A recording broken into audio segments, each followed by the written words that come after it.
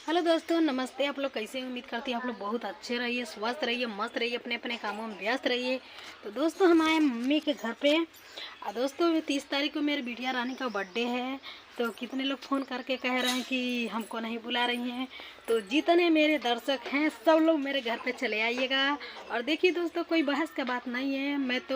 मेरा लड़का कार्ड है, मेरे को राशन 35 किलो मिलता है। तो दोस्तों, हम अपना घर परिवार चलाती हूँ, खाती हूँ, पीती हूँ। मेरा खेती बाड़ी कुछ नहीं है। खेती बाड़ी रहता तो मैं वीडियो नहीं बनाती।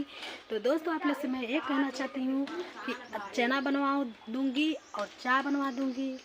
जो मेरे पास जो हिम्मत रहेगा मैं करूँगी, खिलाऊँगी, पिलाऊँगी। और मेरे घर पे नेमक ही रहेगा तो आप लोग का दिल से खिलाऊँगी। तो आप लोग खाएंगे कि नहीं, ज़रूर कमेंट करके बताइएगा। भाभी जी झूठ बोली हैं या सच बोली हैं।